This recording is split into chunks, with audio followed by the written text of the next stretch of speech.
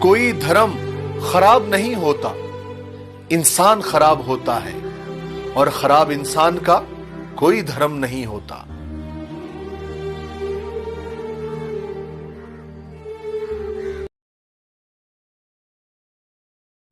خوبصورتی دل، ضمیر اور زبان میں ہوتی ہے، پھر پتہ نہیں لوگ اسے شکل اور کپڑوں میں کیوں ڈھونڈتے ہیں۔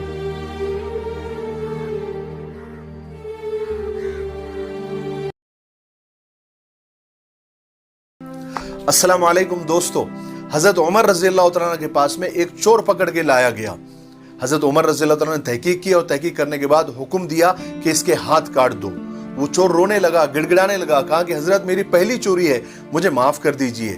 حضرت عمر رضی اللہ نے فرمایا کہ نہیں، تم نے اس سے پہلے بھی کئی مرتبہ چوریاں کی ہیں۔ وہ چور پھر رونے لگا، کہا کہ حضرت میں نے پہلی مرتبہ کی ہے، آپ مجھے معاف کر دیجئے۔ حضرت عمر نے پھر کانفیڈنس سے کہا کہ نہیں، تم نے اس سے پہلے بھی کئی مرتبہ چوریاں کی ہیں۔ جب حضرت عمر رضی اللہ تعالیٰ عنہ کا بہت زیادہ دباؤ آیا تو اس نے اقرار کر لیا، کہا کہ حضرت میں نے اس سے پہلے بھی کئی مرتبہ چوریاں کی ہے۔ لیکن اس کو بڑا تعجب ہوا۔ اس نے حضرت عمر سے فرمایا کہ حضرت آپ کو کیسے پتا چلا؟ کیونکہ جب میں نے چوریاں کی تھی تو صرف اللہ کو اور مجھے پتا تھا، آپ اتنے کانفیڈنٹ کیسے تھے؟ تو حضرت عمر رضی اللہ عنہ نے فرمایا کہ خدا کسی بندے کو اس وقت تک ذلیل نہیں کرتا جب تک وہ گناہوں کی حدیں پار نہیں کر دیتا، بار بار نہیں کرتا۔ مجھے لگتا آپ سمجھ گئے ہوں گے۔ نماز دینے کے لیے معراج پہ بلایا، ساتوں آسمان پار کر کے۔ پہلے آسمان پر جب آپ پہنچے تو آدم علیہ السلام پھولوں کے ہار، دوسرے آسمان پر پہنچے تو یحییٰ زکریا عیسیٰ ویلکم استقبالیہ جماعت، تیسرے آسمان پر پہنچے تو یوسف علیہ السلام، چوتھے آسمان پر گئے تو ادریس علیہ السلام، پانچویں آسمان پر گئے تو ہارون علیہ السلام، چھٹے آسمان پر گئے تو موسیٰ علیہ السلام، ساتویں آسمان پر پہنچے تو ابراہیم علیہ السلام، وہاں سے آگے گئے تو سدرۃ المنتہا، کائنات کا border, and of the universe. وہاں جا کے جبریل کہنے لگے یا رسول اللہ اس سے آگے میں اتنا بھی گیا تو جل کے راکھ ہو جاؤں گا، اتنا بھی اوپر گیا یعنی میرے پاس آگے ویزا کوئی نہیں، آپ جائیں، آپ کا رب آپ کو لے جائے۔ آگے آپ کیسے گئے وہ اللہ جانتا ہے یا اللہ کا رب جانتا ہے یا اللہ کا نبی جانتا ہے۔ تو اس کے بعد آپ نے اوپر کا سفر شروع کیا،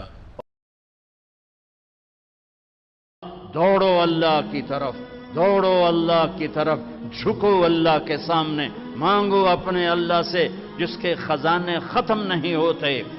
مجھ سے کیا مانگو گے؟ جس کو اللہ نے اپنے پاس بلا لیا اس سے کیا مانگو گے؟ اس سے مانگو جو سب کو موت دیتا ہے اور موت سے پاک ہے، سب کو کھلاتا ہے اور کھانے سے پاک ہے، سب کو دیتا ہے اور لینے سے پاک ہے، جس کو دینے کے لیے کہیں سے لینا نہیں پڑتا۔ معافی مانگو گے اللہ آپ کو معاف کرے گا۔ کسی دو مسلمان کا آپس میں بائی کارڈ نہیں ہونا چاہیے، کسی دو مسلمان کا آپس میں بول چال بند نہیں ہونا چاہیے۔ بیوی سے ناراضگی ہو تو بیوی سے صلح، پتہ کیا نتیجہ نکلتا ہے؟ جب آدمی بیوی سے صلح کرتا ہے تو اللہ اس پر اتنا خوش ہوتا ہے ان کے پچھلے سارے گناہ معاف کر دیتا ہے۔ میرے نبی نے فرمایا اگر میری امت کو پتہ چل جائے کہ رمضان کیا ہے تو یہ تمنا کریں گے کہ کاش سارا سال ہی رمضان ہوتا۔ فجر، ظہر، عصر، مغرب اور عشاء 5 وقت کی نماز ہے۔ اگر آپ فجر سونے میں، ظہر نوکری میں، عصر چائے میں، مغرب راستے میں اور عشاء ٹی وی پر کاٹتے ہیں تو آپ کو سمجھنا ہوگا کہ آپ کی زندگی بھی کٹنے والی ہے، کیونکہ جو انسان نماز کے سجدوں میں زیادہ جھکتا ہے اسے زندگی میں کسی کے سامنے جھکنا نہیں پڑتا۔ اور آخر میں آپ سب سے گزارش کرتی ہوں کہ پیپل کی پتوں کی طرح مت بنو جو وقت آنے پر سوکھ جاتے ہیں، بنو تو مہندی کی پتوں کی طرح جو خود پس کر بھی دوسروں کی زندگی میں